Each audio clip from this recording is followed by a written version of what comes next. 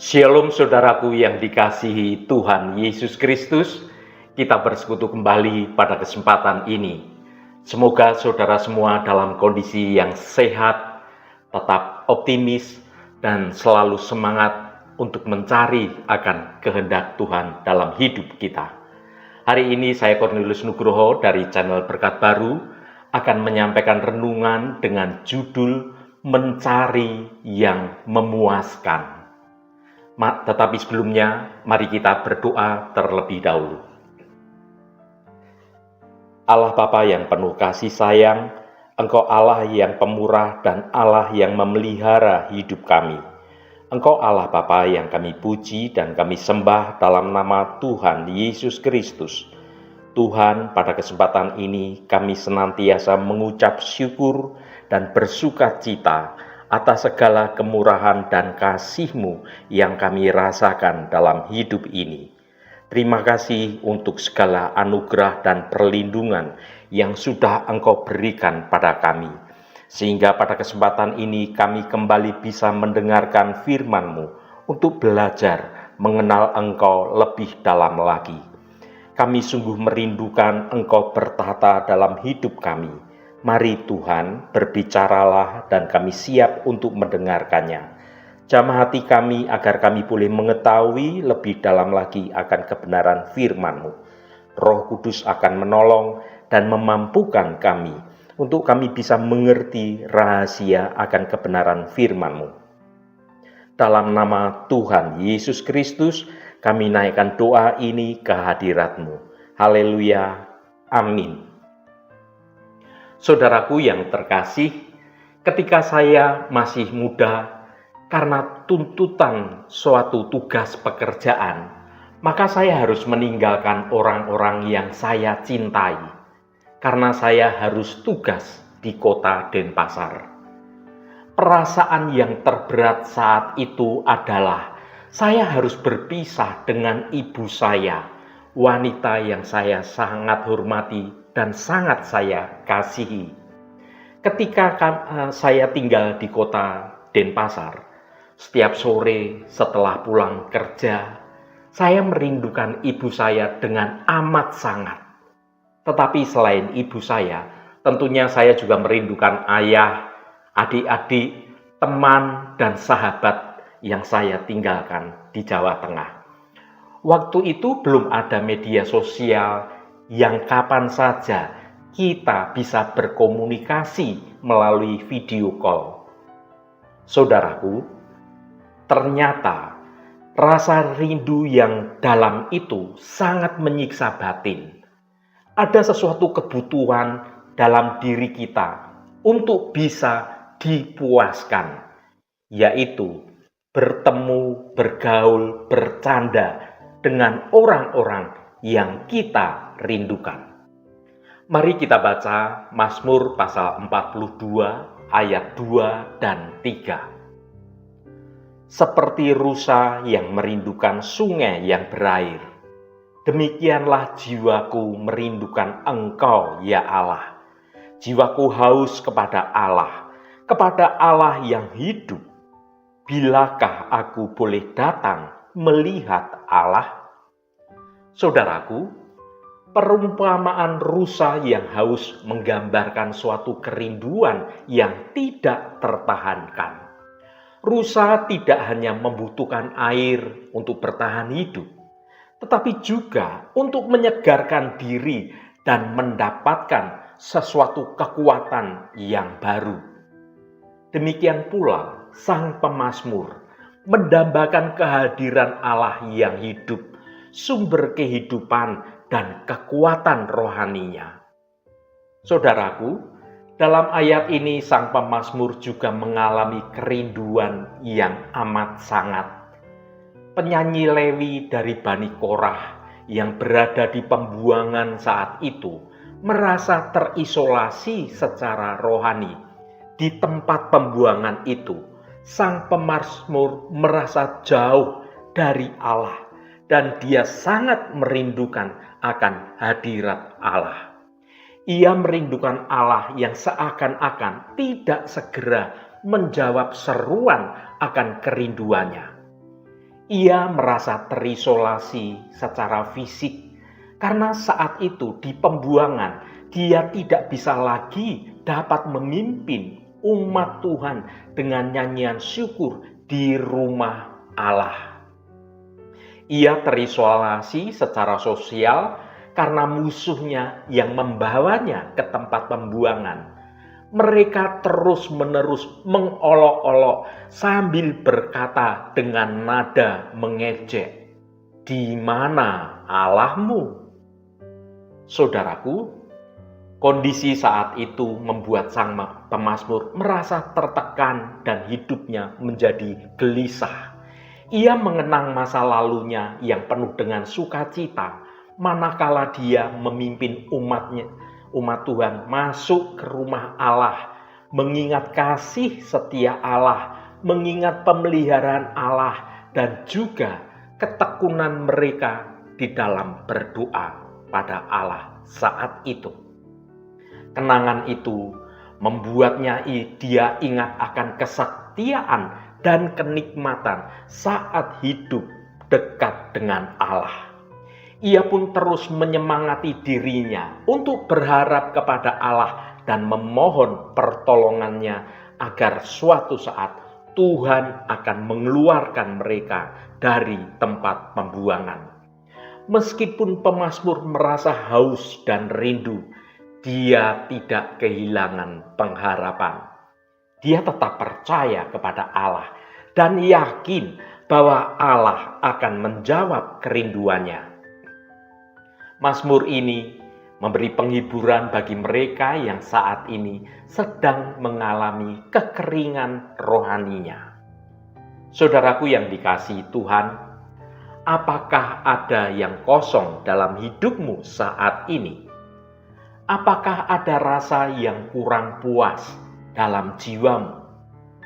Jika engkau ingin dipuaskan, datanglah dan mendekatlah pada Tuhan.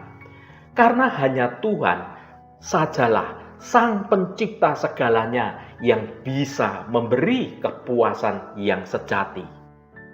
Mari kita baca Yakobus pasal 4 ayat 8. Mendekatlah kepada Allah, dan Ia akan mendekat kepadamu. Tahirkanlah tanganmu, hai kamu orang-orang berdosa, dan sucikanlah hatimu, hai kamu yang mendua hati. Saudaraku, frasa yang berkata mendekatlah kepada Allah, dan Ia akan mendekat kepadamu. Ini adalah sebuah undangan bagi kita untuk menjalin suatu hubungan yang dekat, yang intim dengan Allah. Dia adalah Sang Pencipta yang memiliki kuasa dan kebijaksanaan yang tidak terbatas. Dia adalah sumber segala sesuatu yang baik dan yang sempurna. Sebelum kita dapat mendekat kepada Allah, kita perlu terlebih dahulu meninggalkan dosa dan tidak mendua hati. Dosa adalah penghalang utama dalam hubungan kita dengan Tuhan. Ketika kita berdosa, kita sedang jauh dari Tuhan karena kitalah yang memisahkan diri dari Allah. Dalam ayat yang kita baca ini, ada frasa yang berkata, "Hai kamu yang mendua hati." Mendua hati berarti kita mengasihi dunia, hidup dengan cara dunia, dan segala isinya lebih daripada kita mengasihi Tuhan. Kita perlu bertobat dari dosa dan menyerahkan hati kita sepenuhnya hanya kepada Tuhan saja. Ketika kita mendekat kepada Allah dengan hati yang murni, dengan hati yang tulus, maka Tuhan akan mendekat kepada kita dan memberikan kepuasan yang sejati bagi jiwa kita. Kepuasan ini tidak datang dari hal-hal kesenangan duniawi, melainkan sesungguhnya dari kasih, dari sukacita, dari damai sejahtera, dan pengharapan yang berasal dari Roh Kudus. apapun yang dari dunia ini tidak bisa memberikan kita kasih, sukacita, damai sejahtera, pengharapan yang sesungguhnya. Semuanya itu yang baik-baik itu datangnya sesungguhnya hanya dari Tuhan saja. Sebagai anak-anak Tuhan, hanya dengan mendekatkan diri kepada Tuhan dan berinteraksi dengan Tuhan secara nyata, Anda dapat mempertahankan suatu hubungan yang normal dengan Tuhan, hubungan yang dekat, hubungan yang harmonis, dan kita akan memperoleh sesuatu karya yang indah dari Roh Kudus dalam hidup kita. Jadi bagaimana sebenarnya kita bisa menjaga hubungan yang dekat dengan Tuhan dan memuaskan rasa rindu kita ini? Salah satu cara untuk memiliki kedekatan dengan Tuhan adalah bicaralah dengan jujur melalui doa-doa kita. Tuhan itu juga sahabat kita. Dia juga merindukan Anda untuk curhat, berkata dengan jujur. Ketika engkau marah, berdoalah, katakan pada Tuhan, Tuhan saya sedang marah karena masalah yang saudara bisa sebutkan, dan mohon ampunlah, minta supaya Tuhan meredakan amarahmu. Ketika engkau sedang kecewa, bilang sama Tuhan dengan terus terang apa yang menyebabkan engkau kecewa, dan mintalah kekuatan dari Tuhan supaya Tuhan memulihkan hatimu. Jika engkau mengungkapkan isi hatimu dengan tulus dan sungguh-sungguh, saya jamin hubungan engkau dengan Tuhan pasti akan menjadi semakin intim, semakin dekat. Saudaraku, doa adalah saluran yang melalui doa, kita itu berkomunikasi, berbicara dengan Tuhan.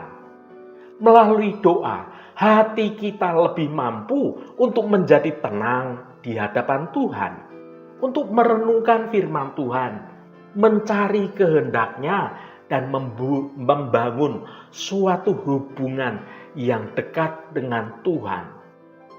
Tetapi dalam kehidupan kita sekarang ini, karena sibuklah, karena banyaknya pekerjaan, banyaknya tugas-tugas rumah tangga, kita ini sering sekedar melakukan rutinitas dalam berdoa. Berdoa yang serasa hampa, yang tidak bermakna, dan hanya memperlakukan Tuhan secara acuh tak acuh dengan mengucapkan beberapa kata yang asal-asalan. Kita seolah berdoa itu hanyalah sebagai rutinitas kita sebagai orang Kristen. Bukan suatu doa yang menjalin hubungan yang intim, doa yang tulus, doa yang jujur, mengungkapkan isi hati kita.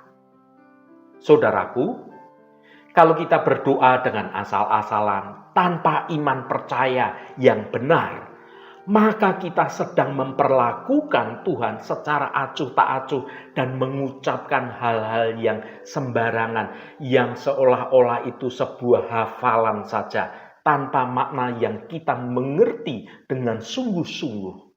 Hati kita menjadi tidak tenang, apalagi memiliki suatu interaksi yang nyata dengan Tuhan sangat tidak terjadi sama sekali.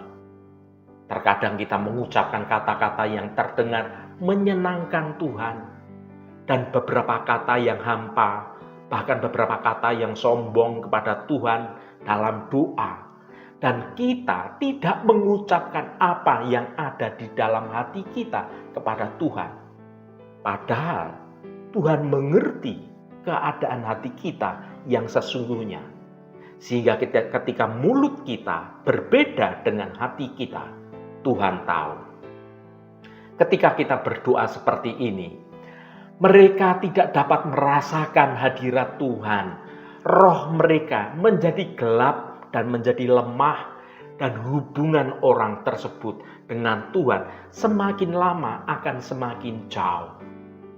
Mari kita baca Yohanes pasal 4 ayat 24. Allah itu roh, dan barang siapa menyembah Dia, harus menyembahnya dalam roh dan kebenaran. Saudaraku, dalam Injil Yohanes pasal 4, kita menemukan kisah Yesus bertemu dengan seorang perempuan Samaria di sumur Yakub.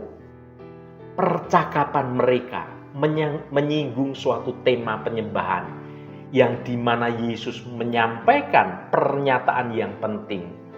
Allah itu roh dan barang siapa menyembah Dia harus menyembahnya dalam roh dan kebenaran. Menyembah dalam roh tanpa kebenaran dapat menjerumuskan kita ke dalam kesesatan dan fanatisme belaka. Sebaliknya, menyembah dalam kebenaran tanpa roh dapat menjadi ibadah yang kering dan tanpa makna juga. Saudaraku, Tuhan adalah pencipta yang memenuhi seluruh langit dan bumi. Dia berada di samping kita setiap waktu, memperhatikan setiap kata, memperhatikan setiap tindakan kita, setiap pikiran dan juga gagasan kita. Tuhan adalah yang tertinggi, benar-benar bermartabat, dan ketika kita berdoa kepada Tuhan, kita menyembah Tuhan yang menciptakan segalanya. Dan kita harus datang di hadapan Tuhan dengan hati yang jujur. Karena itu, ketika berdoa kepada Tuhan, kita harus memiliki hati yang takut akan Tuhan, berbicara dengan tulus dan jujur kepadanya, menyerahkan keadaan kita yang sebenarnya tanpa ditutup-tutupi. Baik itu soal kesulitan, soal penderitaan kita sampaikan semuanya di hadapan Tuhan dan memberitahu Dia tentang semuanya itu. Tanpa kita katakan, Tuhan tahu, tetapi Tuhan rindu kita mengatakannya dengan jujur, dengan sungguh-sungguh. Karena ketika kita mengatakannya, maka dari situ Tuhan tahu apakah kita sungguh-sungguh ingin dekat kepada Tuhan. Kita juga harus mencari kehendak Tuhan dan mencari jalan akan pengalaman bersama dengan Tuhan. Karena hanya dengan cara inilah, maka doa kita akan selaras dengan kehendak Tuhan. Dia Tuhan akan memberi kita iman, atau Dia akan menerangi kita untuk dapat memahami kehendak Tuhan. Dengan cara inilah kita menjadi paham akan kebenaran dan memiliki langkah ke depan. Saudaraku yang diberkati Tuhan, ketika kita membuka diri kepada Tuhan seperti ini, maka dari lubuk hati kita pun akan digerakkan. Pada saat inilah kita akan merasakan bahwa hubungan kita dengan Tuhan sangat dekat. Karena kita sudah mengungkapkan semuanya melalui doa yang tulus, yang jujur. Seolah-olah kita ini sedang berbicara dengan Tuhan, muka berhadapan dengan muka. Sesuatu hubungan yang harmonis, yang penuh kasih, yang memperhatikan. Dan Tuhan sangat merindukan hubungan yang seperti ini dengan anaknya, dengan saudara, dengan saya, dengan kita semua. Inilah hasil dari membuka hati kita kepada Tuhan. Di saat membuka hati kita kepada Tuhan, tidak ada hubungannya dengan seberapa banyak kita berkata-kata kepadanya. Atau apakah kita menggunakan kata-kata yang indah, yang semarak, atau bahasa-bahasa tingkat tinggi. Tidak perlu. Semuanya kita ungkapkan mengalir sebagai seorang sahabat yang saling mengasihi, saling bercakap-cakap dengan akrab. Selama kita membuka hati kita kepada Tuhan dan memberitahu Tuhan tentang keadaan kita yang sesungguhnya, kita dapat mencari bimbingan dan pencerahan dari Tuhan. Maka Tuhan akan mendengarkan kita, bahkan jika kita hanya mengungkapkan beberapa kata sederhana, atau bahkan kita tidak berbicara, tetapi air mata kita bercucuran. Tuhan mengerti bahasa air mata kita. Jika kita sering mendekatkan kepada Tuhan dengan cara ini, apakah itu pada pertemuan ibadah atau selama bersaat teduh pribadi di dalam kamar, atau ketika kita menyusuri jalan dengan kendaraan kita, atau kita sedang dalam perjalanan duduk di dalam sebuah kendaraan umum, di tempat kerja, atau hati kita selalu diam-diam membuka diri kepada Tuhan dalam doa dalam hati kita. Tanpa menyadarinya, hati kita kemudian dapat menjadi lebih tenang di hadapan Tuhan. Kita akan lebih memahami akan kehendak Tuhan, dan ketika kita menghadapi masalah, kita akan tahu bagaimana melakukan kebenaran untuk memuaskan Tuhan. Dengan cara ini, hubungan kita dengan Tuhan akan menjadi jauh lebih dekat lagi. Saudaraku, mari mendekat kepada Tuhan lebih dari sekedar hanya memohon soal kebutuhan-kebutuhan kita, segala pergumulan kita. Karena Tuhan ingin setiap saat kita itu datang kepada Tuhan, berkata dengan jujur. Ketika engkau sedang gembira, datang pada Tuhan, sampaikan kegembiraanmu. Ketika engkau sedang gelisah, datang kepada Tuhan, sampaikan kegelisahanmu. Ketika engkau sedang khawatir, sedang ketakutan, datang pada Tuhan, sampaikan kegelisahanmu. Melalui doa, melalui pujian, atau melalui penyembahan kita. Tuhan adalah sahabatmu. Berbicaralah dengan akrab dan ungkapkan segala isi hatimu pada sahabatmu yang setia. Dan biarlah hanya Tuhan saja yang bisa memuaskan akan rasa rindu kita. Haleluya, Tuhan memberkati kita semua. Mari kita tutup renungan ini dengan berdoa. Allah Bapa yang kami puji dan kami sembah dalam nama Tuhan Yesus Kristus, terima kasih atas firman-Mu yang sudah kami dengar pada kesempatan ini. Tuhan, terima kasih Engkau sudah menjadi Tuhan dan sahabat kami. Kami sungguh rindu membangun hubungan yang dekat dengan Engkau. Mulai saat ini, kami akan mengungkapkan secara jujur akan isi hati kami. Kami akan jujur dalam segala hal, bukan hanya soal masalah atau kesedihan kami saja, tetapi juga ketika kami dalam kondisi sukacita, kami akan berbagi cerita kepada Engkau sebagai sahabat kami yang sejati. Kami mohon Roh Kudus berkenan menolong dan menghibur kami, agar semangat kami bangkit kembali untuk bekerja dengan giat, menjalani hidup penuh sukacita dan percaya akan pemulihan Engkau atas hidup kami dengan setia kami hidup dalam jalan kebenaran-Mu. Kami percaya, Tuhan, jika kami setia kepadamu, maka kami akan mendapatkan upah yang besar yang boleh kami nikmati di dunia ini, juga upah yang terbesar saat kami hidup dalam kekekalan untuk tinggal di rumah-Mu yang sudah Tuhan sediakan bagi kami. Tuhan, pulihkan dan pakailah hidup kami untuk mempermuliakan nama-Mu saja. Biarlah hanya karena kasih Engkau saja ya Bapa, kami boleh memiliki kesempatan untuk bertobat, kembali pada jalan kebenaran-Mu, supaya rancangan Engkau yang baik boleh terjadi dalam hidup kami.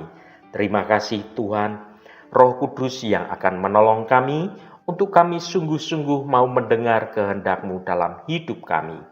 Terima kasih Tuhan untuk firman-Mu yang sudah meneguhkan iman percaya kami pada kehendak-Mu. Kami mau seturut akan kehendak-Mu. Tuhan, berkatilah kami di sepanjang hari ini, dalam segala tugas dan aktivitas kami, dalam studi dan pekerjaan kami, dalam pelayanan kami, dalam usaha kami, dan dalam segala hal. Tuhan akan berkati. Dan kami memiliki hidup yang menyenangkan hati Tuhan, dan hidup kami dapat menjadi berkat juga bagi sesama kami. Tuhan, secara khusus kami berdoa untuk saudara-saudara kami dimanapun berada, yang saat ini sedang menderita sakit atau sedang mengalami pergumulan dalam hidupnya. Kami mohon jamahan-Mu Tuhan, agar kuasa penyembuhan boleh terjadi pada saudara-saudara kami yang sedang sakit. Jamahan dan lawatan Engkau juga terjadi pada saudara-saudara kami yang sedang dalam pergumulan. Engkau bukakan jalan keluar bagi mereka, agar hidup mereka boleh menikmati berkat-berkat kemurahan-Mu. Berkati mereka yang hari ini berulang tahun Tuhan. Engkau tambahkan 1 tahun lagi. Terima kasih buat anugerah-Mu, umur panjang di tangan kanan, dan kekayaan serta hormat di tangan kiri. Berkat Tuhan mengalir bagi setiap mereka yang hari ini berulang tahun. Terima kasih Tuhan, segala hormat, pujian, dan ucapan syukur hanya bagi nama-Mu yang kudus. Saudaraku, mari kita berdoa Bapa kami. Bapa kami yang ada di surga, dikuduskanlah nama-Mu, datanglah kerajaan-Mu, jadilah kehendak-Mu di bumi seperti di surga. Berikanlah kami pada hari ini makanan kami yang secukupnya, dan ampunilah kami akan kesalahan kami, seperti kami mengampuni juga orang yang bersalah kepada kami. Dan janganlah membawa kami ke dalam pencobaan, tetapi lepaskanlah kami daripada yang jahat, karena Engkaulah yang empunya kerajaan dan kuasa dan kemuliaan sampai selama-lamanya. Saudaraku, bukalah hatimu dan tengadakan tanganmu. Terimalah berkat Tuhan. Tuhan memberkati engkau dan melindungi engkau. Tuhan menyinari engkau dengan wajah-Nya dan memberikan kasih karunia. Tuhan menghadapkan wajah-Nya kepadamu dan memberikan damai sejahtera.